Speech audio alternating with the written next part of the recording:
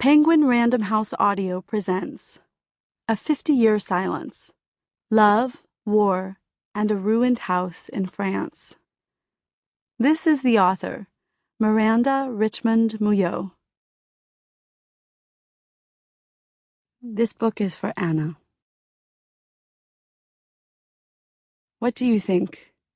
Do you also believe that what gives our lives their meaning is the passion that suddenly invades us, heart, soul, and body, and burns in us forever, no matter what else happens in our lives? Sándor Márai, Embers. Translated from the Hungarian by Carol Brown Janeway. Author's note. A 50-Year Silence is a true story, but it is a work of memory, not a work of history.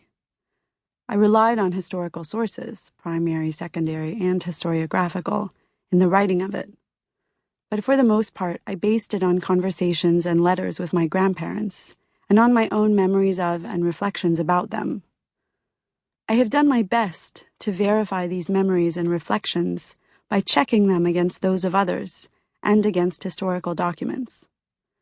As I dramatize key scenes from my grandparents' lives in the pages of this book, I sought to maintain the vertiginous sense of poetry that their silence provoked in my own life.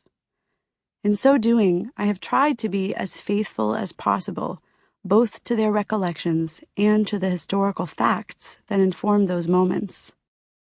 Any inaccuracies I may have unwittingly introduced are due to the inherent difficulties of writing about a subject that no one is willing to discuss. A 50-Year Silence seeks to confront and illuminate a shadow that haunts every family, the past, which is at once sharply present and maddeningly vague. Indeed, I originally intended to call the book Traveling Shadows, after a line in Speak Memory, in which Vladimir Nabokov compares the act of reconstructing the past to studying shadows on a wall. Shadow watching is a solitary and subjective practice, and my observations of my grandparents' shadows inevitably have been tinged by my own nature and experience. They cannot hope to be exact transcriptions of the people who cast them. As my grandmother said when I finally showed her a draft of this manuscript, "Miranda, it's so long ago now. Who can remember?" Grandma, all I can say is I certainly have tried. Preface. In the 10 years it took to write everything down, my grandmother died, and my grandfather lost his mind. I got married and had a child.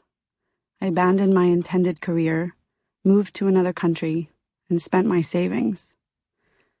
And the house, which may or may not have started it all, continued to fall down. But still I was afraid to begin, for this is a story about a silence. And how do you break a silence that is not your own? I turned the question over in my head for what felt like an eternity. I wondered if I had any business, any right even, to speak of it. And yet, unbroken, it was a burden, one that grew with every passing year. What would I do if I never succeeded in laying it down? Finally, I gave up and prayed. Please, could you give me a hint? The next day, my daughter and I went for a walk behind our hamlet, in the shadow of Albaz Castle, along the path that skirts the Escoutai River. It was the path I looked down the first time I saw this place, and thought, this is my home. The path my grandmother looked down in 1948, the first time she saw this place, and thought, someday this will be someone's home. And there, among the dandelions and primroses, was what the French would call a clin d'œil, a wink.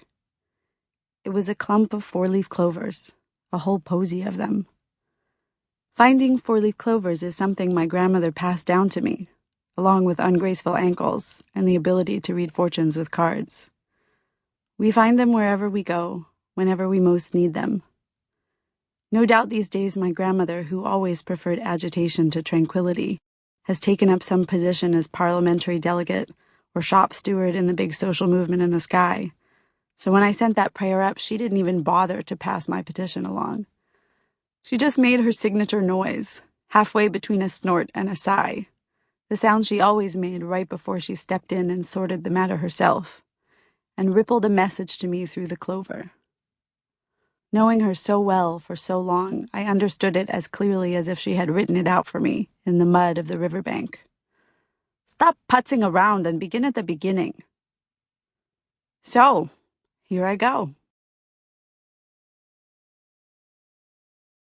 Part 1. Chapter 1. When I was born, my grandmother tied a red ribbon around my left wrist to ward off the evil eye. She knew what was ahead of me and what was behind me, and though she was a great believer in luck and the hazards of fortune, she wasn't about to take any chances on me, her only grandchild. My grandmother had fled or lost countless homes in her lifetime, and though she never fully resigned herself to living in America, she was determined to die in her house in Pearl River, New York, to which she had retired from her job as a supervising psychiatrist at Rockland State Mental Hospital. She would tell me this with some frequency, because my grandmother viewed death as an interesting dance step she'd eventually get around to learning, or perhaps a pen pal she'd come awfully close to meeting several times. No doubt this intrigued equanimity was part of the reasons she managed to live so long. My grandmother told me many things over the years, in a jumbled and constant flow of speech. I hung on to her every sentence, fascinated and admiring. Each word she said was like a vivid, tangible object to me, a bright buoy, a blood-red lifeline. My gut, muscle, vegetable, survive. That was her favorite word. She rolled it out of her mouth with Carpathian verve, inflected with Austro-Hungarian German and French. You're like me, Miranda, she'd say. You'll survive. This was immensely comforting, because outside the reassuring confines of my grandmother's presence, I was never too sure about that. When Grandma wasn't around, my life was bafflingly full of terror. I say bafflingly because my childhood, albeit eccentric, was outwardly perfectly secure. My parents divorced when I was small, but they'd done so amicably, and each remarried a step-parent I loved as fiercely as if they had all given birth to me. There I was, a nice little girl with 2 big front yards, climbing apple trees and peeling Elmer's glue off my hands at recess with my friends, except for the moments when my comfortably ordinary world incomprehensibly fell to pieces. Take the day my friend Erin and I locked her little brother in the bathroom, and Erin began belting out a loud rendition of The Farmer in the Dell so her parents wouldn't hear him hollering for us to let him out. One minute I was singing along with her, and the next I was clutching Erin's arm for dear life, as if she might pull me out from under the avalanche of fear now suffocating me. Stop, I begged her. We have to stop. They played music to drown out the screams of the children when they were killing them. Years later, Erin recalled that she'd been so upset by what I'd said that she'd run crying to her father. What did he say? I asked her. He told me you came from a family of Holocaust survivors with a lot of bad memories to cope with. All I could think was, I wish someone had told me that. With the clumsy logic of a small child, I tried to protect myself from these episodes by constructing scenes of perfect domesticity, in which everything was ordered and beautiful. Careful dioramas I fitted into Kleenex boxes or arranged on the shelf beside my bed. Elaborate habitats I squirreled away in hideouts behind the bushes of our front walk, or tucked under my mother's desk. I would spend hours imagining myself away from the world and into these fictitious universes. If you had asked me as a child what I wanted to do when I grow up, I would have told you a career, ballerina, scientist, senator. But what I really wanted was my own home, a place to keep me safe from the lurking menace of destruction, the horrible crumbling feeling I knew was never far off.